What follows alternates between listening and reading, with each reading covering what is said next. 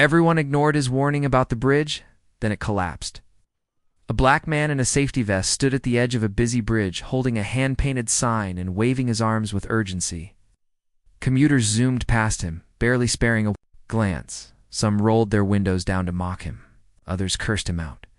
No one stopped. One man even shouted, "Get a job!" Ironically unaware that Donovan Miles had won. Critical one. You see, Donovan wasn't just some man on the street. He was a city inspector who had spent nearly 2 decades ensuring the safety of Riverbend's roads and bridges. But on that fateful morning, he wasn't holding a clipboard. He was begging strangers to stop, pleading, warning, and just minutes later, the unthinkable happened. The Mason Ridge Bridge collapsed with dozens of cars still on it. Concrete crumbled, steel twisted. Lives were lost. The entire nation stood frozen as headlines broke. Bridge collapse caught on camera. Hero tried to warn drivers suddenly. The man everyone mocked became the man everyone wished they had listened to. This is more than a tragedy. It's a story about how we treat those we don't see, about race, status, silence, and the cost of ignoring truth. What Donovan Miles uncovered should have saved lives. Instead, it exposed something far deeper, a system built to ignore people like him. Now, let's uncover the full story, but before we dive in, please support us by subscribe, like, and share for more with activating the notification bell. Thank you. Donovan Miles wasn't flashy. He didn't wear suits, drive fancy cars, or make big speeches. He was the kind of man who quietly fixed what others overlooked. He worked nights, weekends, holidays, sometimes alone, sometimes in the rain. He didn't complain. He cared.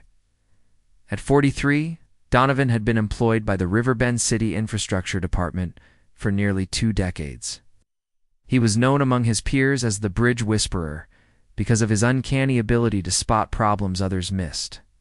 He walked every inch of Mason Ridge Bridge weekly, often jotting down notes, tapping beams, and listening to the subtle groans of metal under stress. So when he first spotted abnormal corrosion forming in a crossbeam under the eastbound lane, he knew it wasn't cosmetic.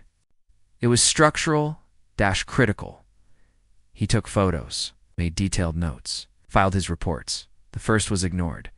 The second was flagged as non-urgent. The third was quietly archived. When he brought up the issue in a staff meeting, his supervisor chuckled. "You always see ghosts in the steel, Donovan?" He didn't find it funny.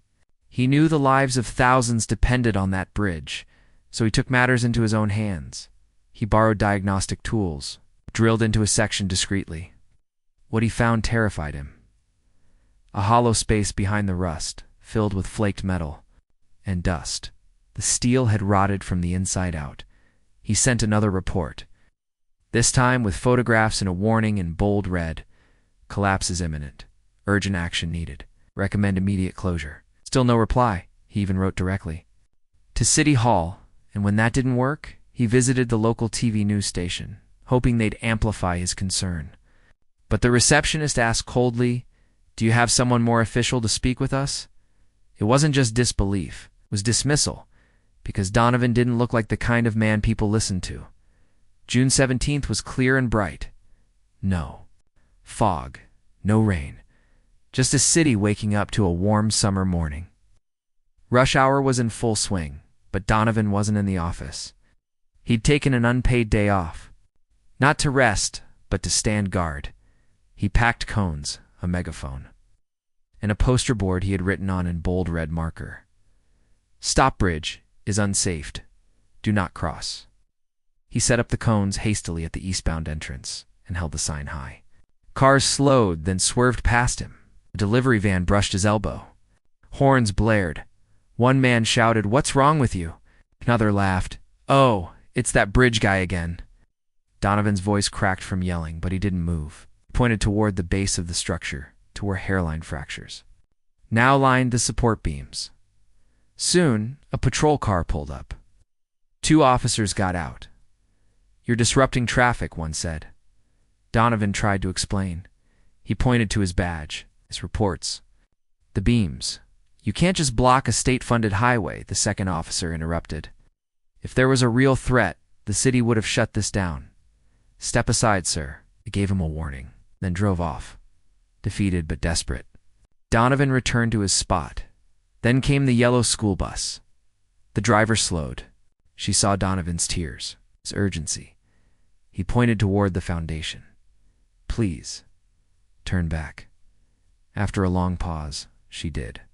She was the last one who made it off alive. At 9:13 a.m., the bridge let out a sickening groan.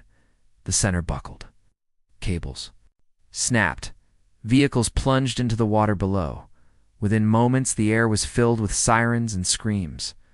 A fireball erupted from a gas truck. Cell phone footage captured the final moments, passengers trying to escape, tires spinning in midair, steel cracking like bones. And there, in the corner of one video, was Donovan frozen, heartbroken, and proven right too late. That evening, news anchors scrambled to explain the collapse. At first, no one mentioned Donovan, but then a 7-Eleven security cam video surfaced showing him waving his sign just moments before the tragedy. It went viral. Within hours, #Bridgeman was trending worldwide. Journalists surrounded his apartment. Camera crews parked outside. He didn't want attention. He wanted the truth to come out. Eventually, a young journalist named Tina Alvarez from a local paper, the Riverbend Times, gained his trust. She didn't shove a mic in his face. It simply asked, "What happened?" Donovan spoke softly, but firmly. "I warned them. I filed reports. I begged." He shared everything: dates, photos, emails. Tina published the full timeline. Her article, "The Man Who Knew," exposed damning truths. Sources within the infrastructure office leaked internal threads showing his warnings had been mocked. One message read, "It's just Donovan being paranoid again. He needs to chill." City officials scrambled to deny responsibility. Mayor Buckley appeared on TV that night. "We had no idea. If we had known, of course, we would have acted." But Tina wasn't done.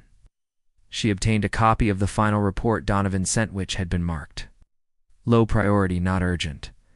The mayor's brother-in-law had received the city's infrastructure funding redirected from bridge repairs to stadium renovations. The public exploded in outrage. Overnight, peaceful protests turned into marches. Donovan's face, once ignored, was now on posters, T-shirts, and murals. A city had finally started to listen, but at a painful price. Within days, state officials launched a formal inquiry. Federal oversight stepped in. Multiple city department heads were subpoenaed. One resigned live on air, but that wasn't enough. Donovan was invited to testify before a state congressional committee. Standing alone in a large chamber, he wore the same orange vest from that morning. His voice trembled, but he stood tall. "I wasn't trying to be a hero," he said. "I was doing my job, and I was ignored. Not because I was wrong, but because of what I looked like. Because I don't sit in big offices, because I'm black, and because I speak softly." The room was silent. His statement was replayed over and over on news networks. Activists, engineers, and civil rights groups came forward. Public hearings followed. The FBI began probing budget fraud. Eventually, 3 city officials were charged with criminal negligence. One faced embezzlement charges related to redirected funds. Perhaps most shocking was this: the Mason Ridge Bridge had been scheduled for full renovation 2 years ago. The project was approved but quietly shelved for financial redirection. Other words, lives were lost for political convenience. Donovan didn't celebrate the arrests. He didn't want revenge. He wanted change. He helped establish a new Bridge Safety Accountability Board, pushing for transparency and independent inspections. Because steel doesn't lie, he said, but people do. 6 months later, construction on the replacement bridge began, but this time, the people chose the name, the Miles Memorial Bridge, named after the man who saw what no one else did. A beautiful bronze statue of Donovan now stands near the entrance, one hand holding a notepad, the other raised in warning. Beneath, it reads, "He spoke. We ignored. But now we remember." Donovan was offered book deals, interviews, TV appearances. He turned down most of them. He instead used his new influence to launch the Miles Initiative, a national program to train, support, and protect inspectors and whistleblowers across America.